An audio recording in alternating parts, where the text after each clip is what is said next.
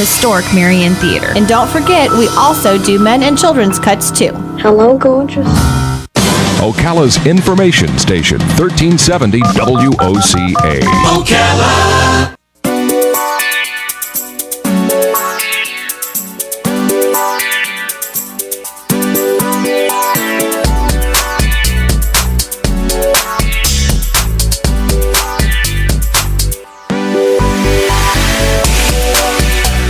All right, 4 minutes after 10 o'clock. Thank you for tuning in this Monday morning. I almost forgot what day it was. The only problem with doing an interview over Skype is that the guest can't hear what goes on the air. So hopefully he's hearing us now. This is rare for us to do an interview actually with Skype. We use Skype all the time for the football games. All right, John Simpson is who we're going to be speaking now. He's a researcher and a writer on lexical, literary, and historical issues. He's the former chief editor of the Oxford English Dictionary. Wow. He's an emeritus fellow of Kellogg College, where they learned how to make cornflakes, I think. Sorry, it's a joke. In Oxford. And he's an author. This book is called The Word Detective. It's a memoir. And, I'm kind of a word guy because, working in radio, you kind of have nothing else but words. So you try to learn as much as you can when it comes to the language that we're using here. And you know what? There's a lot I still need to learn. John Simpson, good morning, sir. Thank you for being on our show. Good morning. Nice to talk to you. That's a clear signal. Where are you? I'm upstairs at the moment. Upstairs? Upstairs where? I'm in Cheltenham, which is about 50 miles west of Oxford. Oh, okay. Oh my gosh, this technology! It's still new to me that we can do this. It's good. Well, I can't quite. I didn't press the right button to see you, but it's probably better you can't see me. Yeah, well, My wife said to me I should put a decent shirt on, but I said it's only telephone, so I don't actually need to.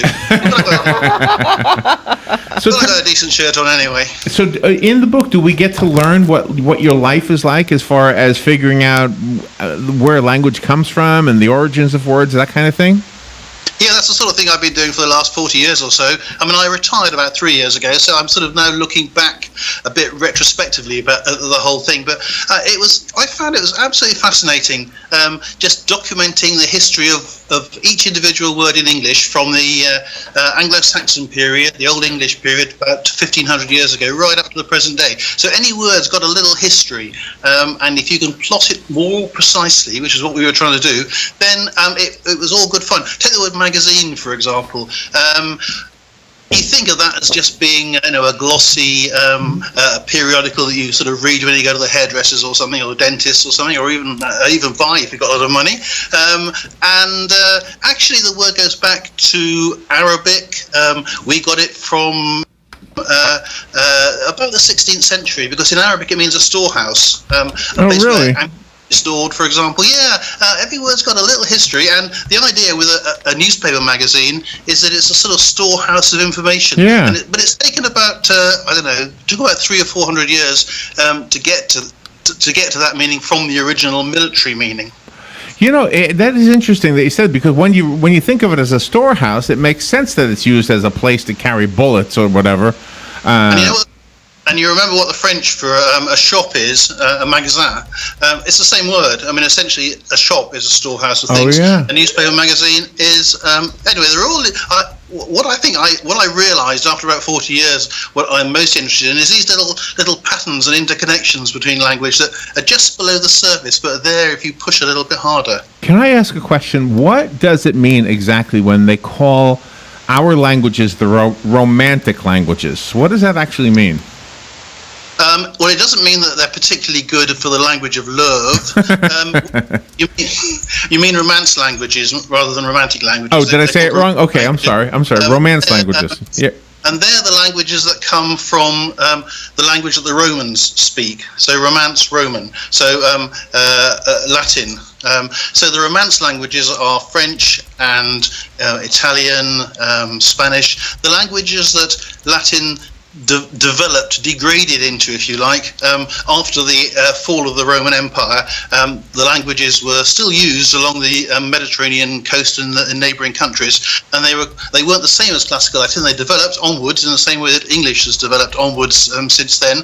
But they were called the Romance languages because they're related to the language that the Romans speak. And we don't speak. We speak the Germanic languages in the Anglo-Saxon world, although we've also borrowed all sorts of words from Romance languages and other languages as well. But we're essentially starting with a slightly different set of words than the Romans. Wow. I honestly didn't know that. So where? I'll keep listening. Why is Germany called Germany in English, but it's called, what's it called? Deutschland. It seems like it's so different. The two words. Isn't it strange? Well, if you remember your classical education, that Tacitus wrote a book called Germania, which was about the tribes in that area. We take the German word for the Latin word for Germany through the ages, and we use it for Germany, whereas they use a different. Their word has a different root. Their own people. Their word Deutsch ties in with Dutch. Oh, okay. There's always links, you see. If you listen, there's links everywhere. You know what? One of the things that it can be funny, and I'm sure you've heard it a million times, is the difference in slang words between your country and ours. I mean, we have some words that kind of become confusing when you listen to somebody talk. Yep, and what English words confuse you? Well, I don't know if this is going to offend anybody, but I was on a plane one time, and I was sitting next to a guy from England, and he said, "Is it okay to have a fag on the airplane?" And I said, "Yeah, I'm sure. I'm sure. I have no problem with that. Yeah." And it wouldn't be these days because there's no smoking on. No, not anymore. But back in. Yeah, that's right. Yeah, I didn't know. Well, we're not all the same people. When a single language exists in 2 or 3 different places, as it does in Australia, Britain, America, each of those, they're like little biological cultures. Each of those languages, they develop in their own little way. So they might start with the same words, but if you leave it for 200 or 300 years, then some of those words would have developed in American English in ways that they don't in British or Australian English. So you end up with you don't end up with a constant development equally through all languages. Now that's one of the reasons why it would be quite difficult, if anyone ever wanted it, to have an academy which regulated the use of English throughout the world. I mean, there are about 100 reasons why that would be impossible, but that's one of them anyway. So in doing your work in the memoir, do you talk about dialects at all? You obviously have a different dialect than I do. I have a different dialect than the people that I live with because I'm from the northern part of this country. So, yep. Does that play a role at all in the words we choose to use? Yeah, the words.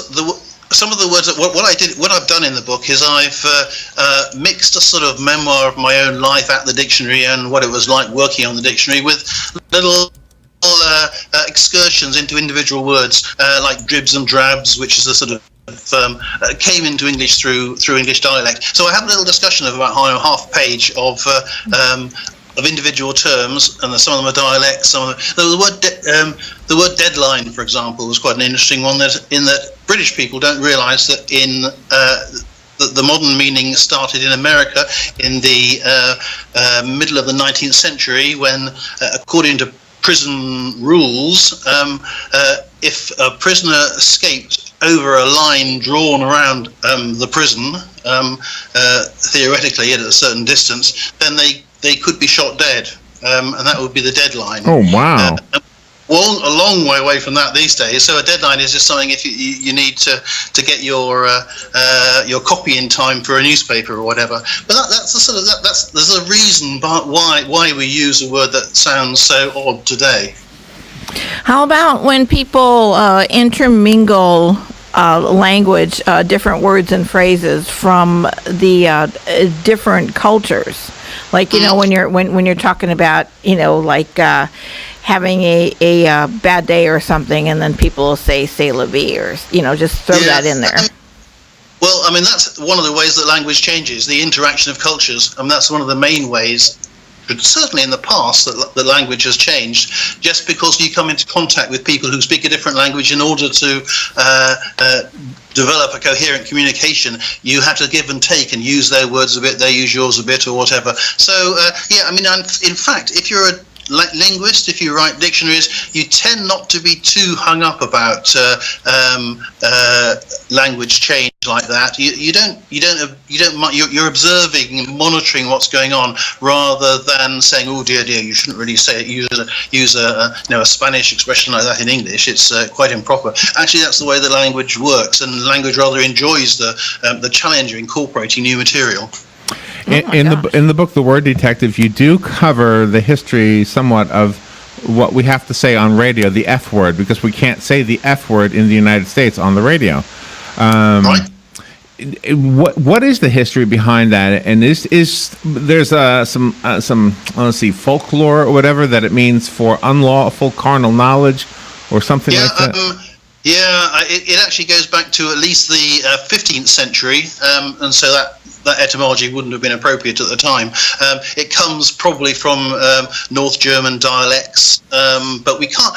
It's one of those words that isn't written down an awful lot in the early period, although it was less slangy and coarse 400 years ago than it is today. When it went through the Victorian period, it was like a strainer that took out all coarse slang from our language, or at least attempted to, according to the proprieties of the language. It's an old word from the Germanic languages. That has been in English for about at least 600 or 700 years. A little different. One of the challenges to document its history is that because it's not printed, it's not easily available for documentary evidence in the past. And in fact, in the 20th century, when it started coming back into English and various writers and speakers wanted to use it, they could only publish it abroad. So D.H. Lawrence, for example, in Sons and Lady Chatterley's Lover, he had to have that published abroad. Henry Miller had Tropic of Cancer published abroad first of all. So there's a sort of social tie-in with the use of the word in the early part of the history, which isn't appropriate anymore today, which isn't necessary anymore today. Well, sometimes, how do the translators know what the really proper use of words are when they translate something like from Russian to English? I mean, how do they wrap their head around the proper words to use and yet get the full impact? Yeah, it's tricky, isn't it? I mean, you should, ideally, I think you should be translating it into your own language. So it's sort of, I think it's a better principle to do that, so that you know the language precisely that you're translating into, and you can always ask advice about if you don't understand something in the object language, the language you're translating out of. It's tricky, and in general, in language, there's no one answer to any question, and there are various ways of doing things. Even if you're writing a definition, there's not just one definition that suits the word, skirt or cupboard or something. There are lots of different ways of explaining the same thing. So a translator would feel the same thing. They're not looking for a particular form of words that is absolutely and only right. They're just looking for something that is one of the many ways of explaining the same thing in English. We are talking to John. We're pretty open to these sort of things on the Oxford Dictionary. You see, we're not that fussy. This is amazing. I love that word, John, not fussy. John Simpson is our guest. His book is called The Word Detective. Now, so far, we haven't really been fair to the book, because the book is really about his life as a word detective and working for the Oxford English Dictionary. So let's take a little break, and when we come back, I want to hear his stories of what his life has been like as this word detective. It's very, very cool, and we'll find out more on the other side. The weather's brought to you by myfwc.com. Safe boating is no accident. On Monday, clouds and sunshine with a shower, thunderstorm in spots. It'll be humid, a high of 82 to 86. On Monday night, cloudy and humid with a shower, thunderstorm around mainly in the evening, low 65 to 74. On Tuesday, mostly cloudy and less humid in the afternoon with a couple of showers and thunderstorms early in the day, a high of 81 to 85. On Wednesday, plenty of sunshine, cooler but nice with a high of 71 to 75. From the Florida Weather Center, I'm meteorologist Evan Duffy.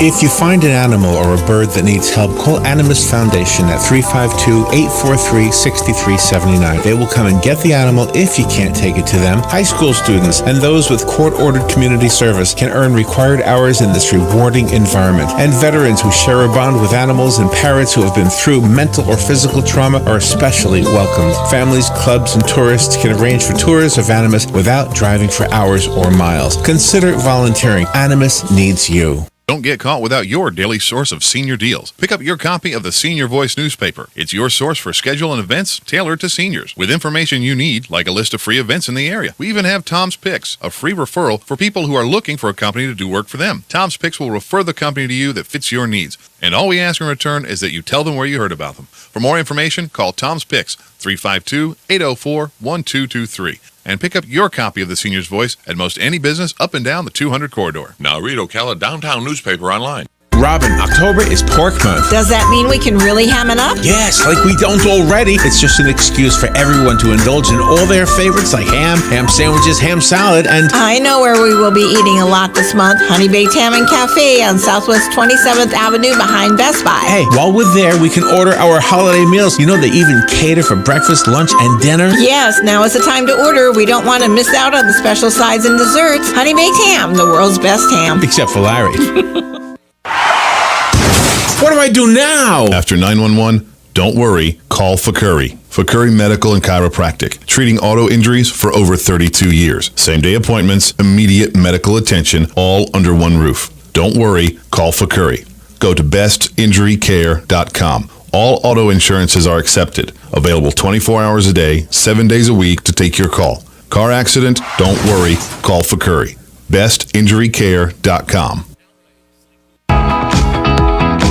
Direct Connect to UCF, where students who attend the College of Central Florida and graduate with an AA or articulated AS degree are guaranteed admission to the University of Central Florida. Success coaches are ready and waiting to assist you in designing an educational plan that is right for you in any of their locations across Central Florida. Remember, connecting is easy and guaranteed. Find out more at directconnecttoucf.com. All right, 20 minutes after 10 o'clock, 78 degrees. There is a 80% chance we'll see rain today. Temperatures are expected to climb to 81 degrees, and that would be Fahrenheit. I said that for the behalf of John Simpson, who's our guest on the phone over in the United Kingdom, and he's got a book called The Word Detective. He's been working his whole life as a word guy, and I want to find out what it says on the book is, what do you call the part of a dog's back that it can't scratch? So that's going to be my first question. John, we're back on the air. Hopefully you could hear us during the break there. What is That's fine. I've been upstairs all the time. what is the part of the back that a dog can't scratch? What is that called? Yeah, I've never spoken to a dog about it, but if it's actually called an acnestis, ACNESTIS, a bit like the channel in front of your nose that you can rub if you want to, which is called a philtrum. Oh, I didn't know that either. Useful to know. Well, I'm good at parties. Okay. Oh. You know what? If you push that, you won't sneeze. Have you ever heard that? No, I don't believe that. Do you believe that? It's true. No, it's true. If you feel a sneeze coming on, you push. Yeah. What do you call that thing again? A fulcrum? Fulcrum. Okay. You push on your put some pressure on your fulcrum. I'm sorry. Filtrum. I'm not a doctor, you know. I'm not a doctor. I am. Anyway, I'm just upstairs. Come on. All right. So have you retired from your work or? Yeah, you'd imagine so. Yeah, about 3 years ago. Yeah. Okay. So how did you get into this particular line of work? I was doing a master's in medieval studies, shooting along on the road to nowhere, and my girlfriend, who was subsequently my wife, she seemed to think it was about time I earned a living, and because the MA was only going to last a year, and her doctorate was going on for 3 years, and so there was a disjunct there. Anyway, so she found an advert in the Times Literary Supplement for a very clever person wanted to work on dictionary. So I thought, well, it wouldn't apply to me, but she forced me to apply. And I got the job, and I stayed there for about 40 years. absolutely fascinating work, as I've been trying to say earlier, and also rather fun. I don't think I'd have stayed there unless researching the history of the English vocabulary was fun as well as serious. So if you and also, I think a lot of the people on the staff felt that they were. I mean, the people on the staff felt they were doing work that was of sort of international importance. Because we were the people who were discovering the old bones of languages and rubbing them together. So if you only haven't thought of it like that before, have you? No. If you retired only 3 years ago, that means some of the new words that we see because of the internet, like LOL and all those other ones. I mean, is that part of our language officially? And what? That's another question I have. When does a word become a word, or are we arrogant in a way with words? Do we say that's not a word until it's old? I mean, how do we decide it's a word? Well, that's a tricky question. LOL, for example, is sort of what even old people know is social media speak. And so that's actually been in the OED for about 10 years now, I think. There wasn't an even earlier word LOL, anagram LOL, which meant little old lady. That didn't on social media so much, and it's probably Anyway, well. You can be conservative, or you can be very excited about how how long a word has to be in the language before it's recognised by a dictionary. On an online dictionary, a word can come up the day after it's coined, and you can get some sort of idea of what it means. We on the OED like to take a bit of a longer view. So for the big historical dictionary, the big 20-volume OED, we'd probably wait 5 or 10 years for a word to establish itself in the language before we put it in. But the smaller desk dictionaries, school dictionaries, people would put words in, after a year or so.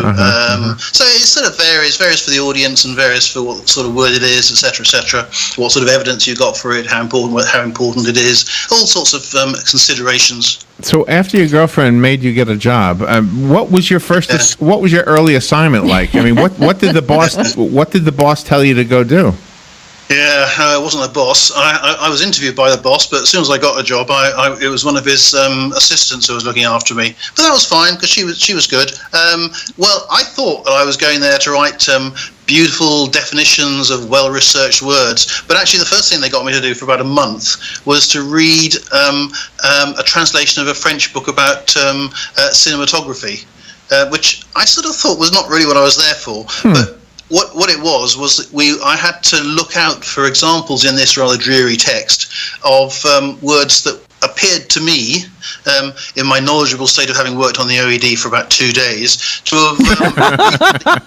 have recently entered the English language. And if I found one, and I found about 200 or so, I'd have to scribble it out in my best handwriting on an index card, because that's what we used those days, and so that it could go into the enormous index system, word index system of the OED.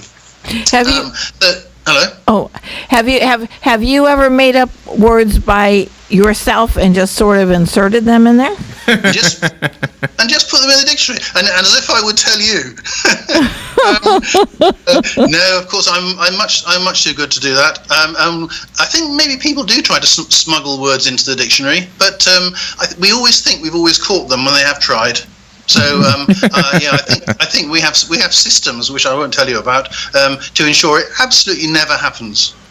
All right, so finding the couple of hundred words out of the translated piece that you were talking about, that got you on the road to what you eventually did for the rest of your career.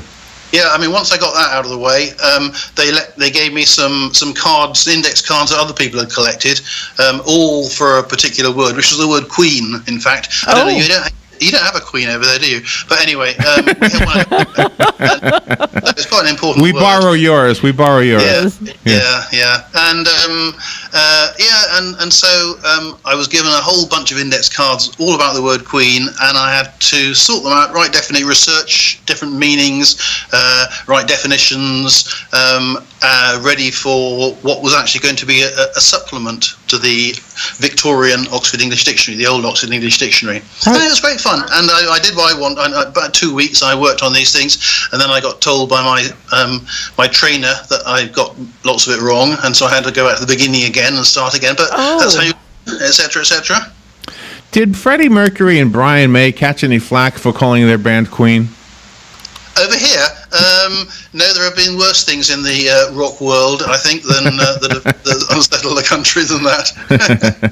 The book is called The Word Detective, Searching for the Meaning of It All at the Oxford English Dictionary. John Simpson is the author, and this is a memoir. So this is a fascinating look at what I didn't even know was a job opportunity. So if you're retired, maybe I can go apply. I wonder if they retire me. Apply, yeah. Somebody else got the job already. Actually, they don't leave it around for 3 years. I mean, supposing you retired, they wouldn't leave it for. I did 3 years' time. I'll get someone to replace Larry. They want someone straight away. Well, this has to be super exciting for you, though. I love the rare look into your life in the words that and the scenarios that you've written in the book. Thanks very much. This is such a great thing that you're doing for the public. Yeah, we just did it because it was such fun to do, and the guys are still doing it. I'm going over in a week's time to see how they're getting on, make sure they're not slacking. Do the Webster and the Oxford dictionaries ever disagree? Well, we have football matches occasionally. Do we disagree? Well, we're slightly different dictionaries. You see, the Oxford English Dictionary is a big historical dictionary taking English back 1,500 years, whereas Webster's Dictionary has a historical component, but it's largely a dictionary of contemporary English.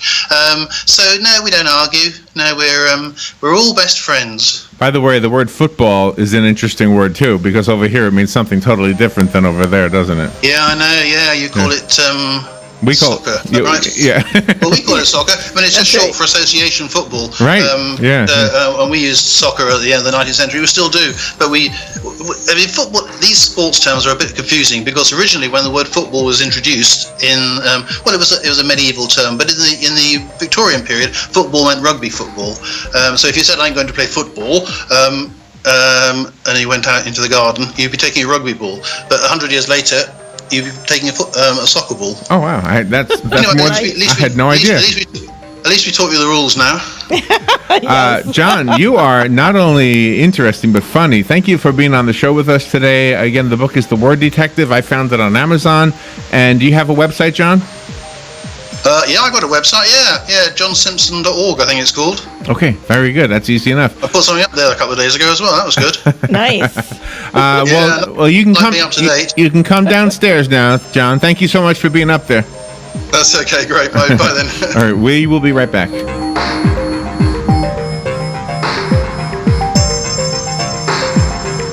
Hello.